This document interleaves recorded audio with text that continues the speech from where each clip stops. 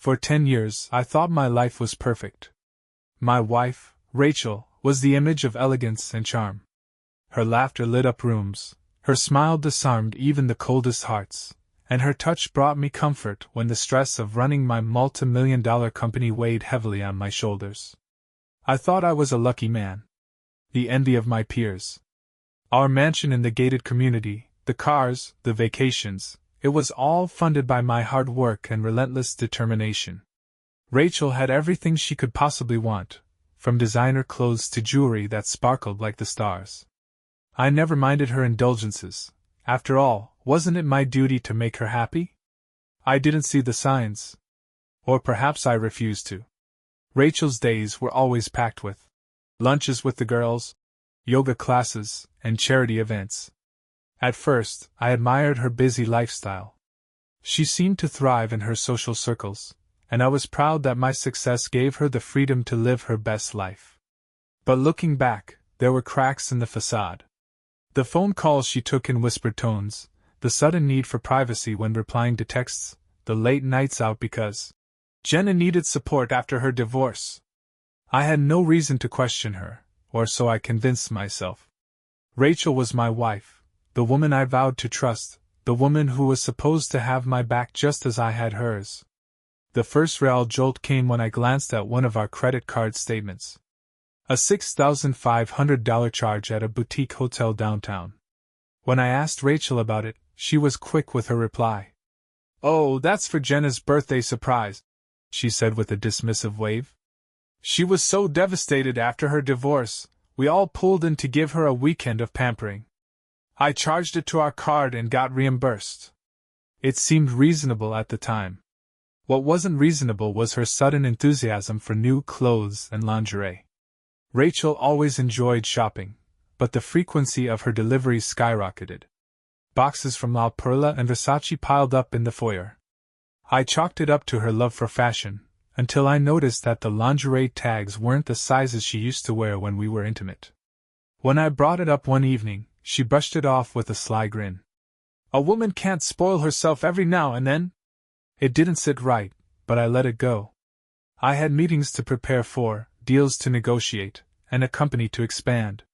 The last thing I wanted was to disrupt our home life with baseless accusations.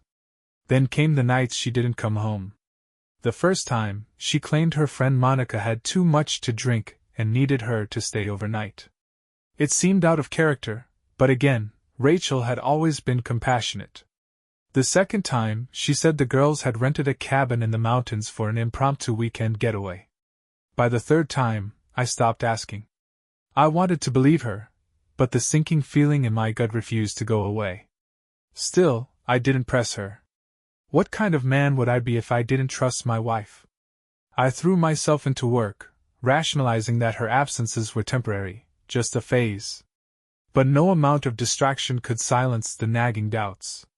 I started noticing little things, the faint smell of men's cologne on her clothes, the way she smiled at her phone as if sharing a private joke, the urgency with which she guarded her messages. It wasn't until that fateful Friday afternoon, when I arrived home early, that the perfect illusion began to shatter. That Friday began like any other. I had wrapped up a meeting ahead of schedule and decided to surprise Rachel by coming home early.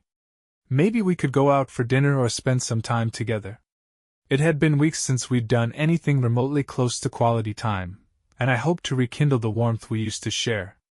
As I drove through the winding streets of our upscale neighborhood, I felt a flicker of excitement. Rachel would be thrilled, I thought. She always claimed to love surprises. But when I pulled into the driveway, something felt off. Her car was in the garage, but the house was eerily silent. Usually, the sound of soft jazz played from the speakers in the living room, or the scent of her perfume lingered in the air. Today, it was just quiet. Too quiet. "Rachel?" I called out as I stepped inside. My voice echoed back to me. I made my way to the kitchen, expecting to find her at the island, sipping on one of her fancy lattes. Instead, there was an empty wine glass on the counter, a half-full bottle of Cabernet next to it. The kind of wine Rachel only opened when she was celebrating. A sinking feeling settled in my chest as I noticed something else. A pair of keys on the counter that weren't mine or hers. I picked them up, examining the unfamiliar logo on the key fob. Porsche. Rachel didn't know anyone who drove a Porsche, or so I thought. I started climbing the stairs, my pulse quickening with each step. Our bedroom door was ajar, and from inside, I heard the faint sound of her voice. She was laughing. A carefree, sultry laugh I hadn't heard in years. "Stop it, you're so bad," she said, her voice dripping with flirtation. My heart pounded in my chest as I stepped closer, my hand brushing the doorframe. I didn't want to believe what I was hearing. "Come here," she said. There was a rustling sound, followed by the unmistakable creak of the bed. I froze. My mind raced, my stomach churned, but my feet wouldn't move. Part of me wanted to burst into the room, confront her, demand answers. Another part of me, the part paralyzed by fear, wanted to run, to pretend this wasn't happening. Before I could make a decision, my phone buzzed in my pocket, breaking the silence in the hallway. Her laughter stopped abruptly. "Did you hear that?" I quickly stepped back, slipping into the guest bedroom across the hall. My heart hammered as I fumbled to silence my phone. Through the crack of the guest room door, I saw her emerge from our bedroom, wrapped in a silk robe I had bought her for our anniversary. Her hair was disheveled, her cheeks flushed. Behind her, a man stepped into view, shirtless and cocky, his lean frame still glistening with sweat. He was younger than me, probably in his early 30s, with dark hair and a smug grin that made my blood boil. "Relax," he said, draping an arm around her shoulders. "It's probably nothing." "Maybe," she replied, though her eyes darted toward the staircase as if expecting me to appear. She turned to him, her lips curving into a sly smile. "We still have time." I had seen enough.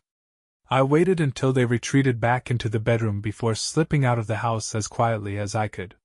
My hands were trembling as I gripped the steering wheel, my mind replaying the scene over and over like a broken record. I felt like a fool. How long had this been going on? Had I been so blinded by my work and my trust in her that I failed to see the truth staring me in the face? By the time I pulled into my office parking lot, rage had replaced my shock.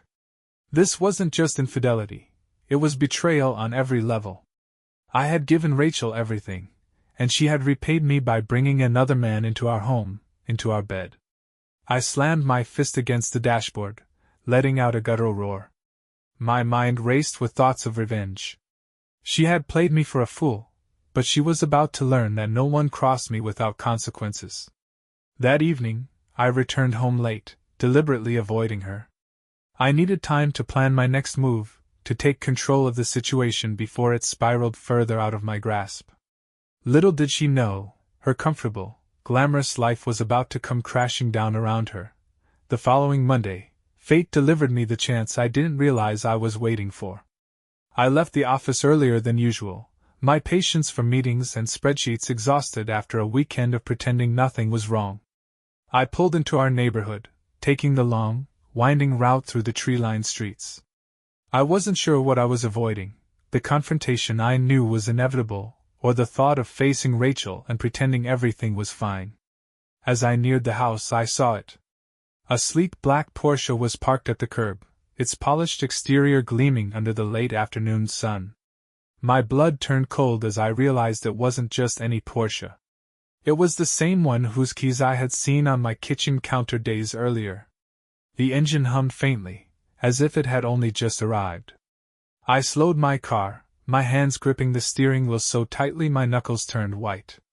My first instinct was to drive past, but then I saw her. Rachel. She emerged from the passenger side, her smile radiant, her laughter filling the air. She was dressed to kill in a tight black dress that clung to her curves.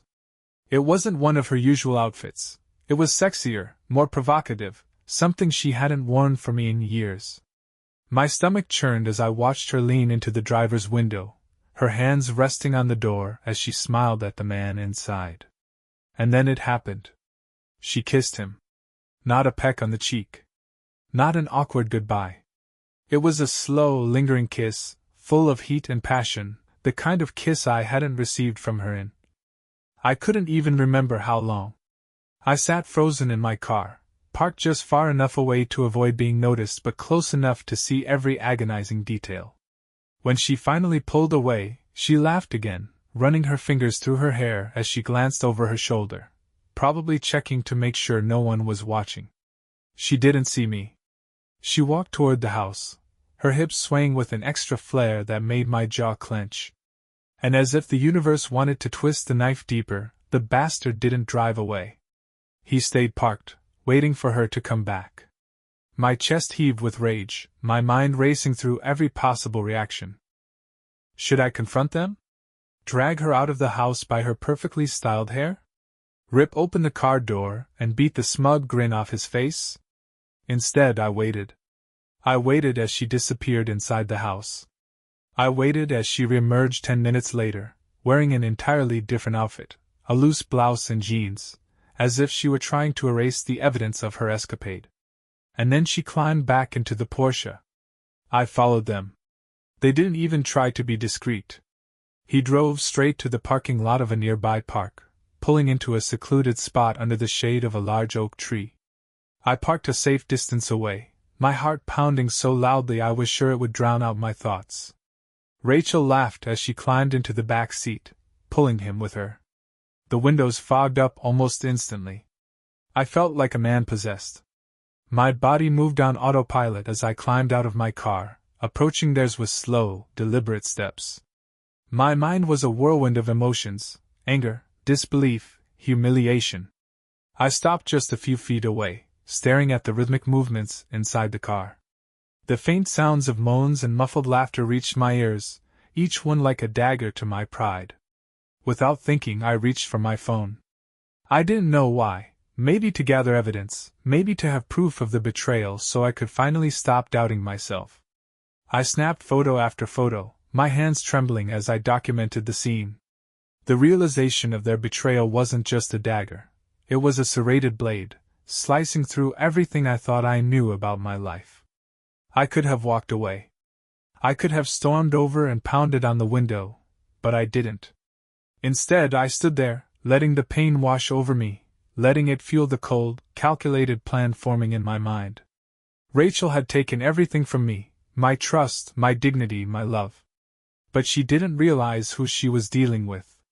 By the time I drove back home, my decision was made. The life she had grown so comfortable in, the lavish lifestyle I had provided for her, was about to vanish. I was done being her fool. I spent the rest of that night preparing for the reckoning. My mind was sharp, fueled by the cold anger that had replaced my heartbreak. Rachel had taken me for a fool, but she was about to find out exactly how ruthless I could be when crossed. I started by contacting my lawyer, Garrett, a man I trusted with my business dealings for years. Garrett was as sharp as they came, with a reputation for being relentless in court. When I told him what I had witnessed, he didn't sugarcoat his response. "You've got everything you need to crush her," he said. "But you need to act fast. If she gets wind of what's coming, she might try to hide assets or play the victim." I nodded, though he couldn't see me over the phone. "I want everything cut off, her cards, her access to the accounts, everything. By tomorrow morning, I don't want her to have a single dollar of my money." "You got it. I'll start the paperwork tonight," he said. "Do you want to file for divorce immediately?" "Not yet," I said. "I want her to feel the consequences before she sees the papers.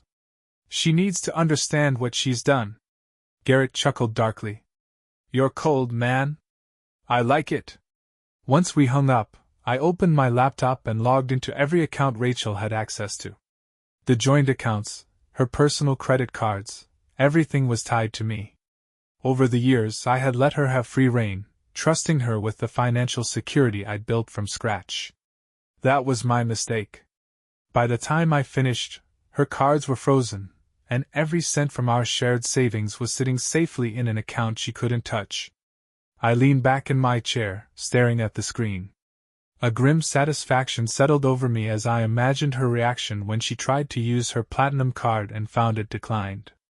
The next step was harder. I walked into our bedroom, where Rachel was already asleep. She lay curled up on her side, her hair spread across the pillow like a halo. For a moment, I hesitated. Despite everything, a small part of me still wanted to believe this was all a mistake, that there was some explanation, some way to fix this. But then I remembered the Porsche, the fogged-up windows, the sound of her laughter as she kissed him. There was no fixing this. I quietly packed a bag with the essentials, clothes, my passport, and the documents I'd need to move forward. I wasn't planning to leave permanently. This was still my house, my life. But I needed space to put my plan into motion without her interference. The next morning, I was gone before she woke up. Rachel's frantic calls started just after noon. At first, I ignored them, letting her voicemails pile up.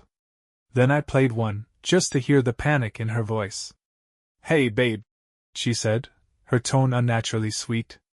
"I think there's something wrong with the bank. I tried to buy lunch, and my card got declined. Can you check on it? Love you." Love me? That's rich, I thought. An hour later, her tone had shifted. "Jason, call me. Something's going on. I can't access my accounts, and the credit card company said you put a hold on everything. What's going on?" By the end of the day, her messages were frantic and borderline hysterical. "Jason, please call me. I don't understand what's happening. Did I do something wrong? Just tell me what's going on, okay? I'm scared." I finally answered on the third day. "Jason," she cried the moment she heard my voice. "Where are you? What's happening? I don't understand." "Don't you?" I cut her off, my voice cold and steady. "Think harder, Rachel. Maybe you'll figure it out." There was a pause, and I could hear her breathing quicken. I don't know what you mean," she said, though her voice wavered. "Let me spell it out for you," I said, my tone dripping with venom. "I know about the Porsche. I know about the little field trips with your lover. I saw you, Rachel. I saw everything." The silence on the other end of the line was deafening. "Jason, Save it," I snapped. "You don't get to explain. You don't get to apologize. You had everything, Rachel, everything, and you threw it away for some cheap thrill." Her voice broke as she started to sob. "I didn't mean for it to happen. I was lonely, Jason. You were always working, and Stop," I said, my voice sharp enough to cut through her tears. "Don't you dare try to blame this on me. I worked to give you the life you wanted, and this is how you repay me? I made a mistake," she pleaded.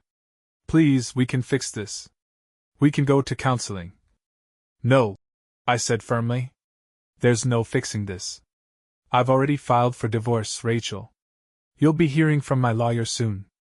The sound of her sobs filled the silence, but I felt nothing. "Oh, and one more thing," I added. "Pack your things and get out of my house. I'll give you 2 days.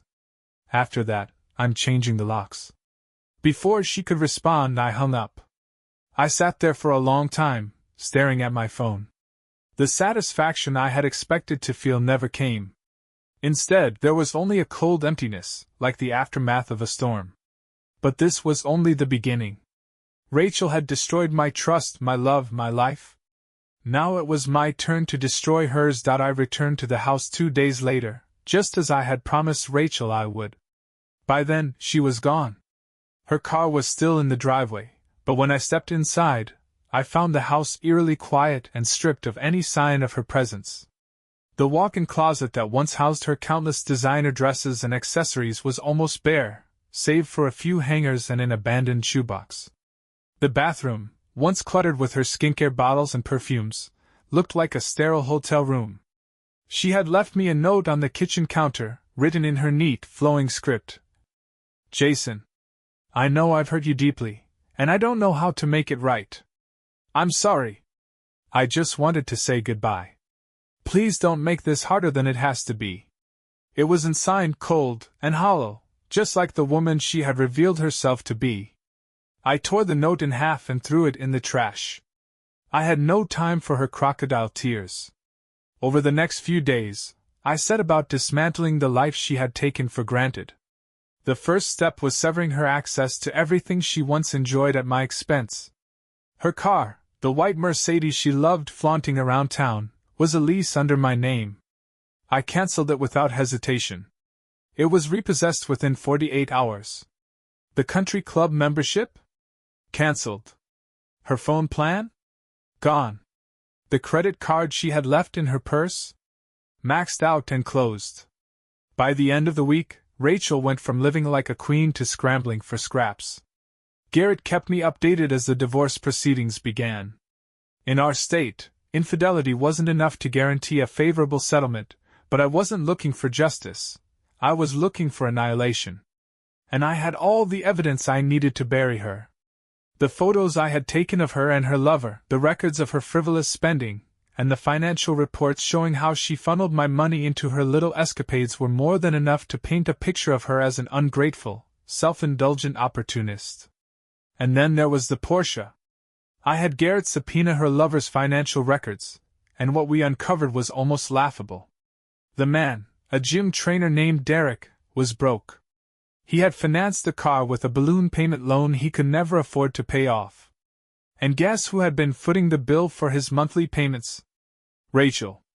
She had been funneling thousands of dollars of my money to support a man who couldn't even buy his own damn car. When I confronted her during the initial mediation, I made sure to bring this up. You really thought this guy was your ticket to freedom? I said, glaring at her across the table. He's a deadbeat, Rachel. You were paying for his lifestyle with my money. And now? You have nothing. Her face crumpled, but I felt no pity. Jason, she whispered, her voice trembling. I'm sorry. I know I don't deserve it, but I'm begging you, please don't ruin me. I have nowhere to go. That's not my problem, I said coldly. You made your bed, Rachel. Now lie in it. The mediator tried to intervene, but by that point the damage was done. Rachel's lawyers knew she didn't have a leg to stand on, and they scrambled to negotiate some sort of settlement. I wasn't interested. By the end of the month, Rachel was living in a dingy studio apartment on the other side of town, working a part-time job at a boutique to make ends meet. Derek had bailed on her as soon as the money dried up, leaving her to pick up the pieces of the life she had so recklessly destroyed. Meanwhile, I threw myself into my work, building my company into an even greater success. My nights were spent at exclusive clubs and high-end restaurants, reclaiming the confidence she had tried to shatter. But the satisfaction I had expected to feel never came. Every time I saw her name pop up in Garrett's updates or heard whispers about her struggles from mutual acquaintances, I felt a flicker of vindication. But it never lasted. The emptiness remained, a constant reminder of what I had lost. One night I ran into Derek at a bar. He was there with some friends, laughing and throwing back shots like he didn't have a care in the world. I walked up to him, my fists clenched. He looked at me with a smirk, clearly unbothered. What do you want, old man? He said, his tone mocking. It took everything in me not to knock that smug grin off his face. But I didn't need to. Instead, I leaned in close and whispered, You think you've won, don't you? But let me tell you something, you're nothing. You used her, just like she used me. And now? You're both pathetic. I turned and walked away, leaving him stunned. As I stepped outside into the cool night air, I realized that revenge wasn't as sweet as I thought it would be. Rachel had destroyed our life, and I had destroyed hers in return. But in the end, we were both left with nothing. The weeks after Rachel's downfall felt like wandering through the wreckage of a battlefield. On paper, I had won. I had stripped her of everything, the money, the comfort, the lifestyle she had taken for granted. She was living paycheck to paycheck, barely scraping by in a tiny apartment on the wrong side of town. Derek, her so-called lover, had vanished the moment he realized she could no longer fund his extravagant taste for fast cars and expensive nights out. And yet, the emptiness remained. Revenge had been my fuel, keeping me going through the pain and betrayal. But now that the dust had settled, there was no satisfaction, no joy in her suffering. All I could feel was the cold, gnawing void where my trust in her had once been. I had devoted my life to building something that mattered, a business, a family, a future. Rachel had been the center of it all. She wasn't just my wife, she was the person I thought I could count on, the person I believed would stand by me no matter what. How had I been so blind? It was a question that haunted me every night as I lay awake in the vast emptiness of our bed. Her side was untouched, her scent long gone from the sheets. I'd stopped going into the walk-in closet, where my suits now hung alone in a space meant for two. The loneliness was suffocating. One morning, I decided to clear out her things for good. I couldn't keep living in a house that still felt like hers. It was time to erase every trace of her, to reclaim the space for myself. As I emptied the drawers, I came across a small wooden box I didn't recognize.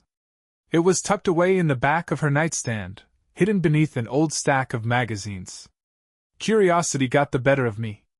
I opened the box, expecting to find jewelry or keepsakes. Instead, I found something that made my breath catch in my throat. Letters. Dozens of them, neatly folded and addressed to me. The top one was dated 6 months ago. My hands trembled as I unfolded the paper and began to read. Jason. I don't know how to say this to your face, so I'm writing it down instead. Something's wrong. I feel like I'm losing you, like we've become strangers living under the same roof. I know you're busy with work, and I appreciate everything you do for us, but I need more than this. I need you. I miss the way things used to be, before the company consumed your life. Before we started living like roommates instead of husband and wife. I'm scared, Jason. I'm scared of what I might do if things don't change. Please, let's fix this before it's too late. Rachel. I stared at the letter, my mind reeling. She had been hurting, reaching out, and I hadn't even noticed. How many times had I brushed her off when she tried to talk to me? How many nights had I stayed late at the office, assuming she would be fine without me? I flipped through the other letters, each one a painful glimpse into her unraveling. Jason. I didn't mean for this to happen. It started with the loneliness, and then Derek came along, and he made me feel alive again. I'm not trying to justify what I've done, I know it's wrong. But I didn't know how to tell you how broken I felt. How invisible I felt. I wish I could turn back time and fix things before they got this bad. Rachel. Her words stung like acid. I had spent so much time blaming her for the betrayal that I hadn't stopped to consider my role in what we had become. I wasn't excusing her choices. Nothing could excuse what she had done. But reading those letters made me realize that our marriage had been crumbling long before Derek ever entered the picture. And I hadn't done a damn thing to stop it. I sat there for hours, the letters scattered around me like debris from a shipwreck. The anger I had clung to for so long began to fade, replaced by something I couldn't quite name. Regret, perhaps. Guilt. Or maybe just the crushing weight of knowing I had lost her, not just to another man but to the growing distance I had helped create. That night, I did something I never thought I'd do. I drove to her apartment. The building was a far cry from the luxurious home we had shared. The walls were chipped, the hallways dimly lit, and the elevator creaked ominously as it carried me to the 3rd floor. I found her door and stood there for a moment, my hand hovering over the buzzer. I almost walked away. But then the door opened, and there she was. She looked different, smaller somehow, as if the weight of the last few weeks had crushed the confident woman I used to know. Her hair was pulled back in a messy bun, and she wore a faded sweatshirt that hung loosely on her frame. Jason? She said, her voice barely above a whisper. For a moment, we just stood there, staring at each other. Her eyes filled with tears, and I felt my resolve falter. I found your letters, I said finally. Her face crumpled, and she stepped aside to let me in. The apartment was sparse, with mismatched furniture and a stack of unopened bills on the counter. It was a stark reminder of how far she had fallen. I don't know what to say, she murmured, her hands trembling as she clasped them together. I didn't think you'd ever want to see me again. I didn't, I admitted. But now, I don't know. We talked for hours, the bitterness and anger slowly giving way to something softer. There was no forgiveness, not yet. But there was a glimmer of understanding, a shared acknowledgement of the mistakes we had both made. For the first time in months, I didn't feel entirely alone. Rachel and I spent the next few weeks in a strange limbo. There were no grand gestures, no declarations of love, no promises of a fresh start. It wasn't forgiveness, it was more like coexistence. A tentative truce born from the ruins of our shattered marriage. After our conversation at her apartment, I hadn't expected to see her again so soon. But a few days later she called me. "I found a job," she said, her voice hesitant, as if she were afraid of my reaction. "At a marketing agency downtown. It's not much, but it's a start." "That's good," I replied flatly, unsure of what else to say. "And Jason," she added, her voice softening. "Thank you for hearing me out the other night. I know I don't deserve it, but I appreciate it." The vulnerability in her tone caught me off guard. For the first time in months, she sounded like the woman I used to know, the woman I had loved. "I'm not doing this for you," I said after a long pause. "I'm doing it for me. I need to know I didn't just waste 10 years of my life." The line went quiet, and for a moment I thought she might hang up. But then she said, "I understand," and the call ended. We met a few times after that, always in public, always under the guise of discussing the divorce. Each meeting was painfully awkward, filled with forced politeness and careful words. But slowly, the walls between us began to crack. One evening, as we sat across from each other at a quiet cafe, she broke the silence. "Do you hate me?" she asked, her voice barely audible. I set down my coffee cup and looked at her. Her eyes were rimmed with red, and she looked so small, so fragile. "I don't know," I admitted. "Sometimes, yes. Sometimes I hate you for what you did, for how you made me feel. But other times—" I trailed off, unsure of how to finish the sentence. "Other times, what?" she pressed, her gaze searching mine. "Other times, I just hate what we became," I said finally. "I hate that I didn't see it coming. That I didn't do more to stop it." Tears filled her eyes, and she looked away. "You're not the only one who feels that way," she whispered. The fragile peace we had built was tested sooner than I expected. It happened one evening when I was working late in my home office. My phone buzzed with a message from Garrett. "Jason, we've uncovered something you need to see. It's about Rachel." I called him immediately. "What is it?" I demanded. He hesitated, which was unlike him. Garrett wasn't the type to sugarcoat bad news.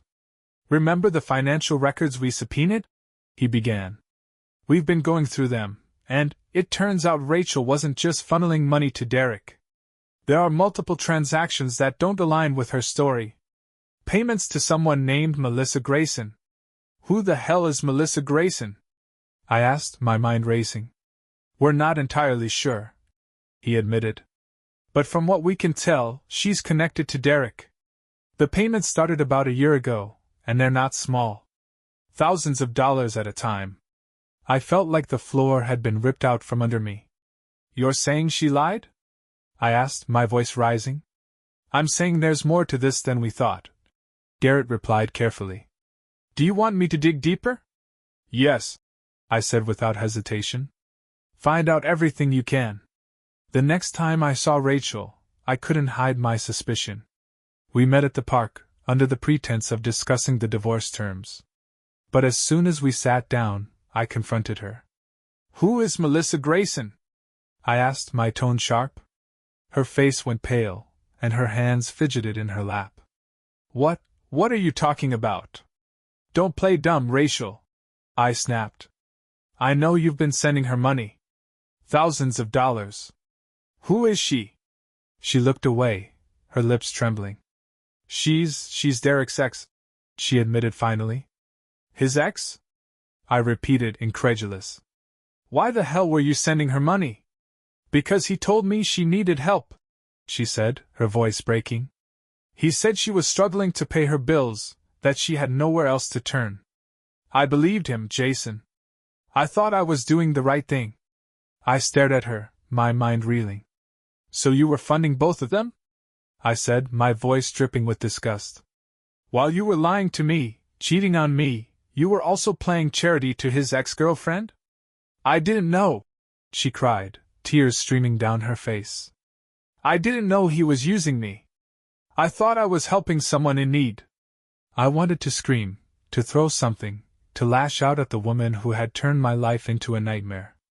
But instead, I stood up and walked away. Jason, please, she called after me. I didn't mean for this to happen. I was stupid, okay?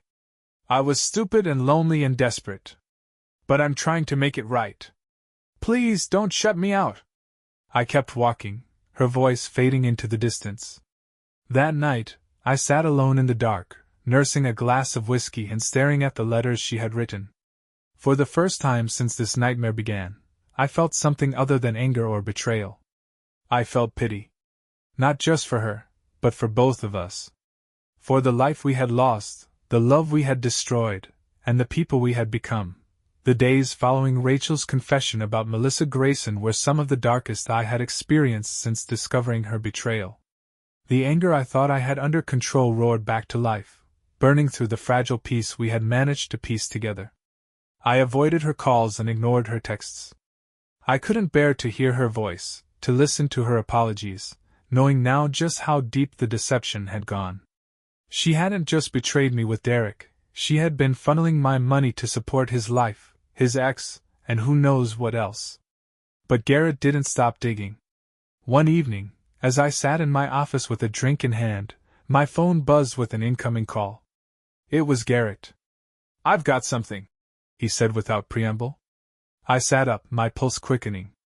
What is it? I did some more digging on Melissa Grayson, he said, his voice grave. And Jason, she's not just Derek's ex. She's his current girlfriend. The two of them have been together this whole time. The words hit me like a physical blow. What? I managed to choke out.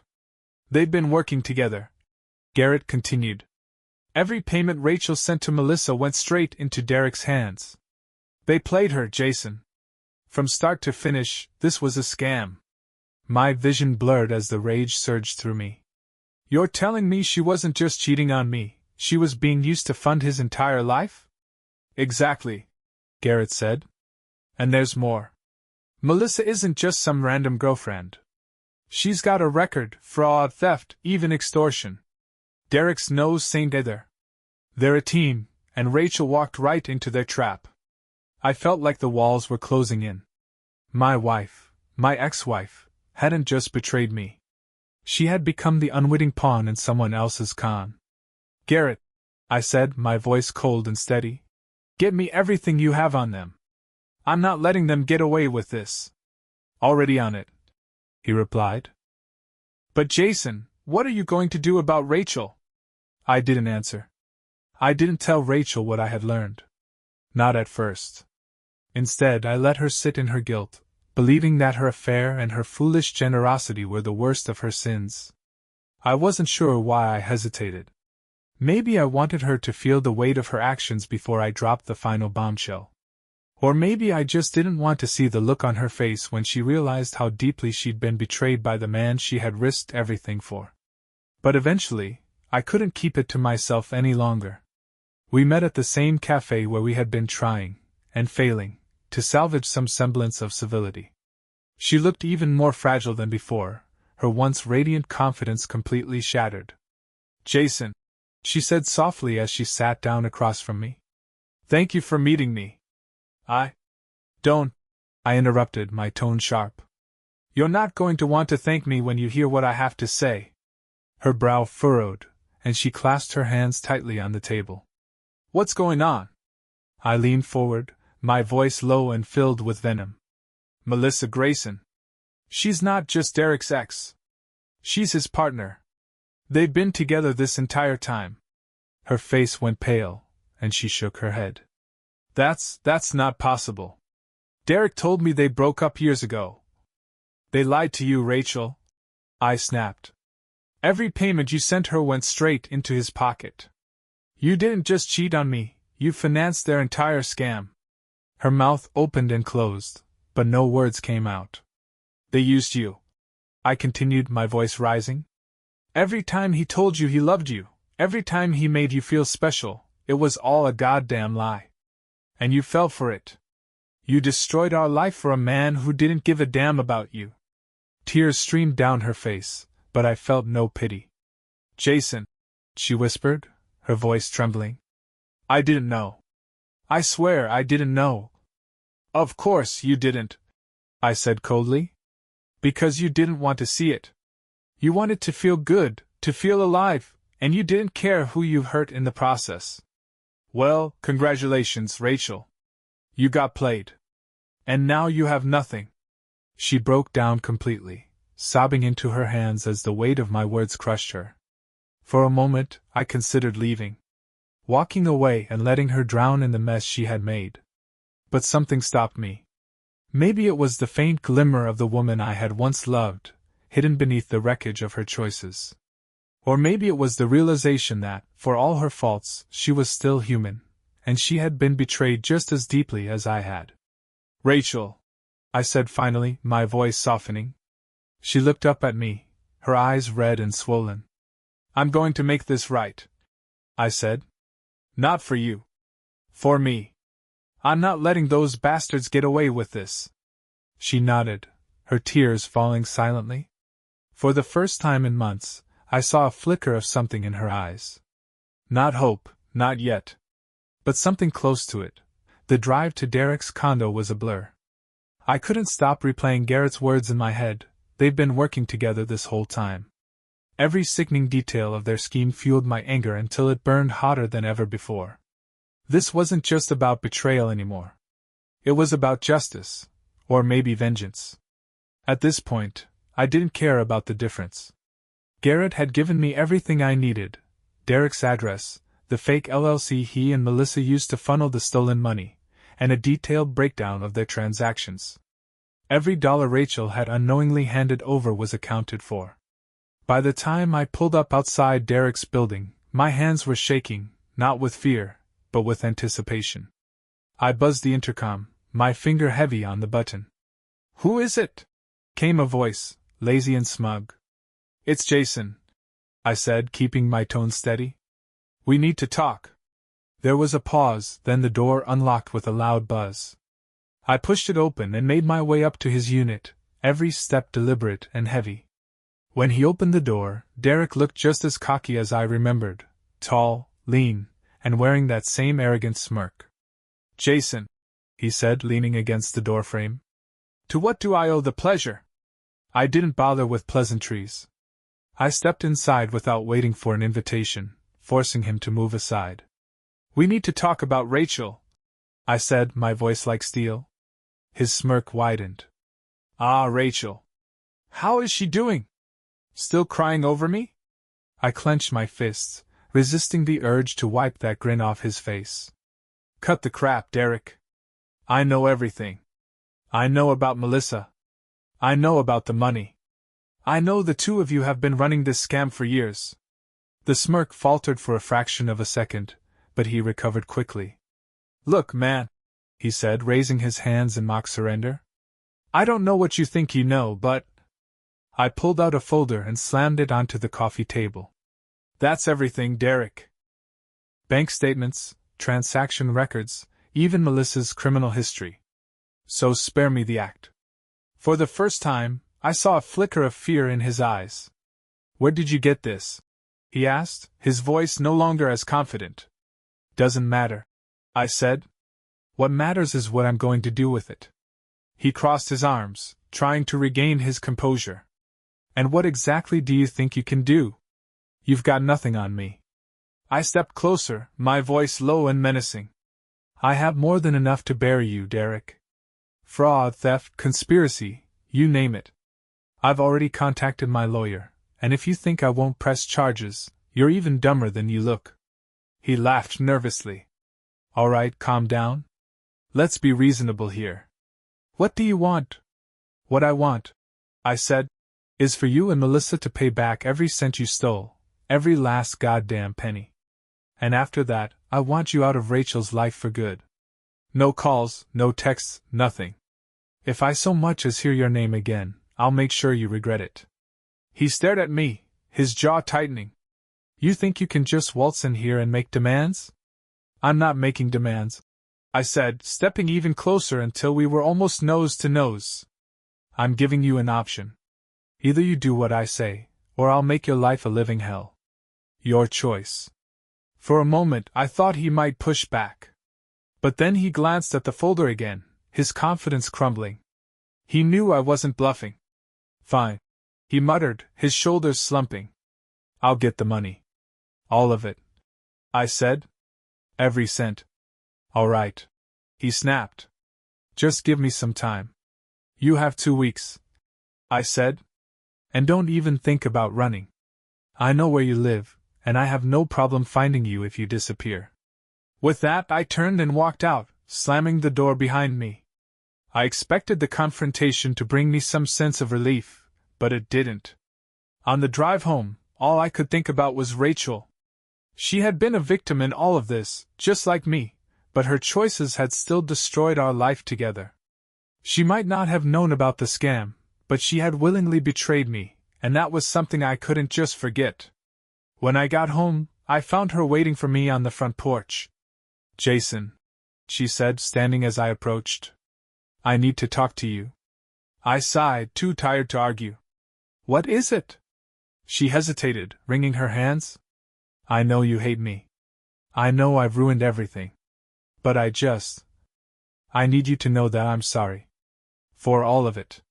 For Derek, for the money, for every lie I told you. I hate myself for what I did, and I'll do whatever it takes to make it right. Her voice cracked, and tears filled her eyes. I don't expect you to forgive me, she continued. But I need you to know how much I regret everything. You didn't deserve this, Jason. None of it. I looked at her, my emotions a tangled mess. I didn't know what to say. Part of me wanted to scream at her, to remind her of everything she had destroyed. But another part of me, one I didn't want to acknowledge, still cared about her. Rachel, I said finally, my voice heavy with exhaustion. I don't know if we can ever fix this. But right now I need time.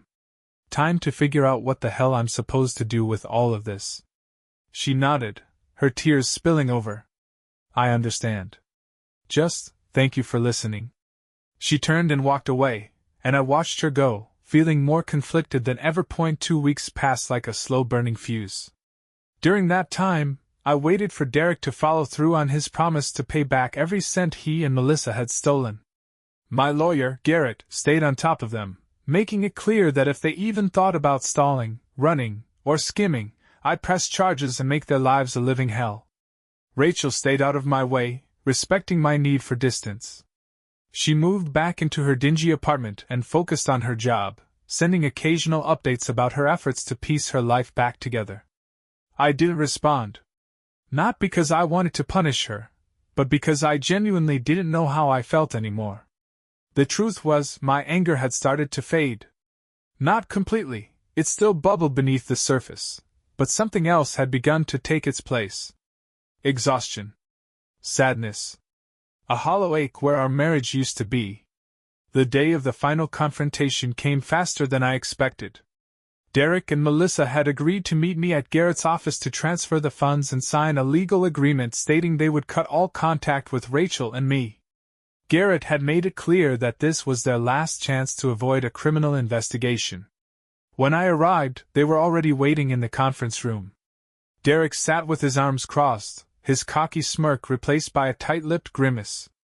Melissa looked pale and uncomfortable, her eyes darting nervously around the room. Jason, Derek said as I walked in, his tone dripping with false politeness. Always a pleasure. Save it, I snapped, sitting down across from them. Garrett entered a moment later, carrying a thick stack of paperwork. He dropped it onto the table with a satisfying thud and looked directly at Derek. Do you have the money? Garrett asked, his voice as cold as ice. Derek hesitated, glancing at Melissa. She fidgeted in her seat, avoiding my gaze. Well? I pressed, my patience wearing thin. With a sigh, Derek reached into his briefcase and pulled out a folder. He slid it across the table, his expression sour. There, he said. That's the wire transfer confirmation. You'll get your money.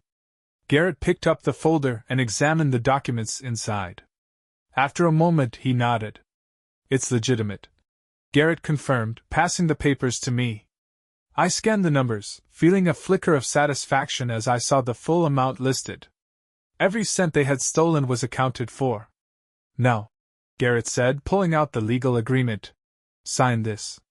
It states that you will have no further contact with Mr. Bennett or his ex-wife, Rachel. If you breach this agreement, you'll face legal consequences. Derek scowled but grabbed the pen and signed without protest. Melissa followed suit, her hand trembling as she scribbled her name on the dotted line. When they were finished, Garrett gathered the papers and looked at me. It's done, he said. I stared at Derek and Melissa, my anger simmering just below the surface. You think you've won, don't you? I said, my voice low. You think paying this money absolves you of everything you've done. But let me tell you something, people like you always lose in the end. You'll screw over the wrong person one day, and when that happens, I hope I'm there to see it. Derek didn't respond, but the flicker of fear in his eyes told me my words had hit their mark. I stood up, gathering my things. We're done here, I said, walking out without a backward glance.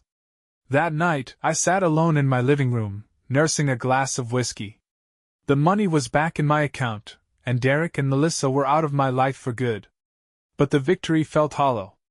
The truth was, the money didn't matter. The revenge didn't matter. None of it could erase the pain of what Rachel had done, or the life we had lost. I picked up my phone and stared at her number. For weeks, I had avoided calling her, afraid of what I might say, or worse, what I might feel. But tonight, I couldn't ignore it anymore. I dialed her number, and she answered on the second ring. Jason? She said, her voice filled with cautious hope. Can we talk? I asked. We met at the park the next day, sitting on the same bench where I had confronted her about Melissa. The air was crisp, the leaves turning shades of orange and gold. I don't even know where to start, she said, her voice shaky. Start with the truth, I said. No more lies, Rachel. If we're going to do this, I need the truth. She nodded, tears welling up in her eyes. I was selfish, she said. I was lonely, and I let myself believe Derek could fill the void. But it wasn't about him, Jason. It was about me, about how lost I felt, how disconnected we were. I should have talked to you. I should have fought for us instead of running to someone else. Her words cut deep, but I appreciated her honesty. I wasn't perfect either, I admitted. I let work consume me. I stopped paying attention, stopped trying. But that doesn't excuse what you did, Rachel. You broke us. I know, she whispered, tears streaming down her face. And I'll never forgive myself for it. We sat in silence for a long time, the weight of our shared pain pressing down on us. Do you think we can fix this? She asked finally, her voice barely audible. I don't know, I said honestly. But maybe it's worth trying. Her eyes widened, and for the first time in months, I saw a spark of hope. I'll do whatever it takes, she said. Then we start from the beginning, I said. No promises, no guarantees, just a chance. She nodded, a small, tentative smile breaking through her tears. We had a long road ahead of us, filled with uncertainty and pain. But as we walked away from the park together, I felt something I hadn't felt in a long time. Hope.